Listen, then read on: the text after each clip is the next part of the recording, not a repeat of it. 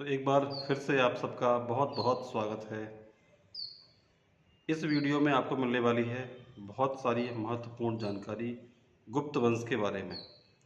गुप्त साम्राज्य या गुप्त वंश, जिसके बारे में श्रीगुप्त से लेकर रामगुप्त, कुमारगुप्त, चंद्रगुप्त द्वितीय, चंद्रगुप्त प्रथम, चंद्रगुप्त विक्रमादित्य, सारे के सारे ऐसे पॉइंट जो बहुत ही इम्पोर्टेंट हैं किसी भी एग्ज़ाम के लिए, और लगातार जो पॉइंट एग्ज़ाम में आते ही रहते हैं, उन पॉइंट्स को हमने पूरा का पूरा कवर किया हुआ है। आप इस पूरी वीडियो को ध्यान से देखिए। इस वीडियो में आपको बहुत कुछ, बल्कि सारा का सारा जो मेरा एक्सपीरियंस है उस लेवल से आपको बहुत इम्पोर्टेंट मिलने वाला है। तो मेरी आप सबसे कोई रिक्वेस्ट नहीं है, मेरी आप सबसे एक एडवाइस है कि आप ये सारे पॉइंट नोट करें। फ़ायदा आपका है, भला आपका है, उसमें समझें इस बात को। शुरू करते हैं। पहला पॉइंट जो इसमें बहुत इंपॉर्टेंट है, ये कोई शॉर्ट वीडियो नहीं है, बहुत सारे पॉइंट हैं आपके नोट करने के लिए। गुप्त वंश की शुरुआत हुई कैसे, किसने की, कब हुई? गुप्त साम्राज्य, गुप्त वंश की शुरुआत श्रीगुप्त ने की थी 240 ईसा पूर्व में, 280 ईसा पूर्व में। और श्रीगुप्त को महाराज गुप्त भी कहा गया है, ठीक है। श्रीगुप्त ने मृग शेखावन में चीनी पुरोहितों के लिए, चीनी पुरोहित जो थे उनके लिए एक मंदिर बनवाया था। श्रीगुप्त के बाद फिर इसका उत्तराधिकारी बना था पुत्र इसका घटोत्कच। घटोत्कच ने स्वयं को महाराज कहा था, अपने आप को महाराज की उपाधि दी थी। और घटोत्कच का उत्तराधिकारी था चंद्रगुप्त प्रथम। चंद्रगुप्त प्रथम ने गुप्त संवत शुरू करवाया था, और चंद्रगुप्त प्रथम ने स्वयं को महाराजा धीराज की उपाधि प्रदान की थी। उसकी पत्नी थी लिच्छवी राजकुमारी कुमार देवी।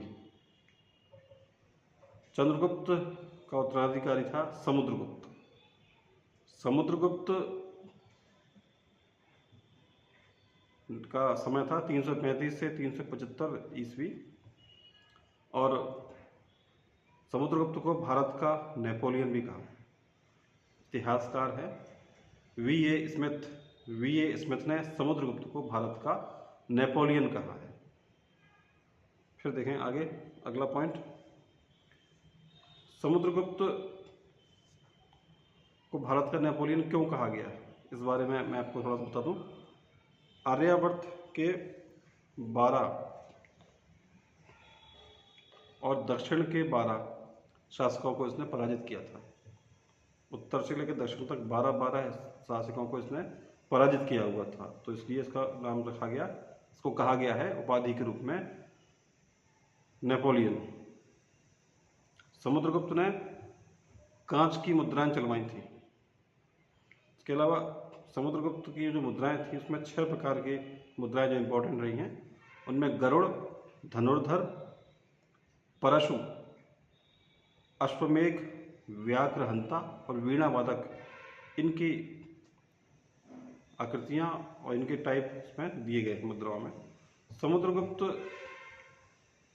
को कविराज भी कहा जाता है, कविराज की उपाधि प्रदान की थी। और समुद्रगुप्त ने बौद्ध भिक्षु वसुबंधु को संरक्षण दिया था। बड़ा इंपॉर्टेंट पॉइंट है ये।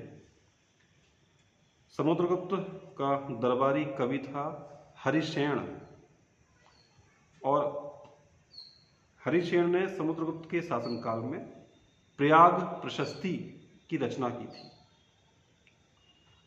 संस्कृत भाषा में रचना की थी। समुद्रगुप्त ने पृथव्या प्रथम वीर की उपाधि धारण की थी। इसका उद्देश्य था धरणी बंध, धरती को बांधना, मतलब पूरी पृथ्वी पर उसको शासन करना था। आगे बढ़े। समुद्रगुप्त के बाद फिर आया था रामगुप्त, और रामगुप्त के बारे में बाणभट्ट की जो पुस्तक है हर्षचरित्र, उसमें उल्लेख दिया गया है। इनके बाद फिर चंद्रगुप्त द्वितीय विक्रमादित्य का शासन है 375 से 415 ईस्वी तक। और चंद्रगुप्त द्वितीय विक्रमादित्य ने सबसे पहले चांदी के सिक्के चलवाए थे। चंद्रगुप्त द्वितीय विक्रमादित्य ने विक्रम संवत की शुरुआत की थी और कुतुब मीनार के पास मेहरौली का जो लौह स्तंभ है ये भी चंद्रगुप्त द्वितीय विक्रमादित्य ने बनवाया था। इनकी विजय के उल्लेख इसमें दिए गए हैं। फिर आगे गुप्त वंश में जो इम्पोर्टेंट बातें हैं इसमें अगली बात यह है कि चंद्रगुप्त द्वितीय को देवगुप्त भी कहते हैं, देवराज भी कहते हैं, देवश्री भी कहते हैं। चंद्रगुप्त द्वितीय ने परम भागवत की उपाधि भी धारण की थी। जी हाँ, चंद्रगुप्त द्वितीय के समय पे चीनी यात्री फाहियान भारत की यात्रा पर आया था। चंद्रगुप्त द्वितीय के समय पे ब्राह्मण धर्म अपने चरमोत्कर्ष पे था और चंद्रगुप्त द्वितीय के बाद फिर आया था शासक, फिर शासक बना था कुमारगुप्त। चंद्रगुप्त द्वितीय के दरबार में थे 9 रत्न, उनके दरबारी कवि थे वो थे 9 रत्न। इसके बाद फिर ये अकबर के दरबार में ऐसा सुनने में आया है 9 रत्न।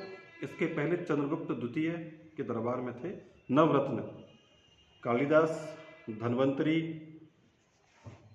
छपणक, अमर सिंह, बेताल भट्ट, वराह मेहर, वर रुचि, शंकु और घट करपर।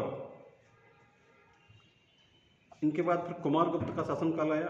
कुमारगुप्त ने महेंद्रादित्य और श्री महेंद्र की उपाधि धारण की थी।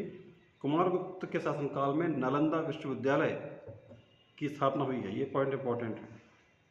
ऑक्सफोर्ड ऑफ महायान नालंदा विश्वविद्यालय को कहते हैं। कुमारगुप्त के प्रमुख उल्लेख है तो वो बिलसण, मंदसौर और करम दंडा के शिलालेखों पर मिलते हैं। इसके बाद फिर आता है स्कंदगुप्त। गुप्त वंश में स्कंदगुप्त के समय पर हूणों का पहला आक्रमण हुआ था भारत में और स्कंदगुप्त ने सुदर्शन झील का पुनरुद्धार करवाया था। स्कंदगुप्त को आर्य मंजूषा श्री मूल कल्प में देवराय कहा गया है ग्रंथ में। सती प्रथा पर रोक लगाने के कुछ अभिलेख भी प्राप्त हुए हैं, वो भानुगुप्त के समय मिले हैं। इसके बाद फिर एक शासक थे पुरगुप्त। पुरगुप्त ने सोने के सिक्के चलवाए हैं और गुप्त वंश में जो अंतिम शासक था वो था विष्णुगुप्त तृतीय। इतने पॉइंट गुप्त काल के हैं जो बहुत अलग अच्छे पॉइंट हैं। अच्छा, इसमें एक और चीज़ है, ललितपुर ज़िले में देवगढ़ में जो दशावतार मंदिर है ये भी गुप्त काल के समय का बना हुआ है। तो वीडियो आपको अच्छा लगा होगा तो आप वीडियो को लाइक ज़रूर करेंगे और ज़्यादा अच्छा लगा होगा तो कोई कमेंट भी कर सकते हैं इसमें। अगला टॉपिक आप मुझे कमेंट करके अपना बता सकते हैं। धन्यवाद।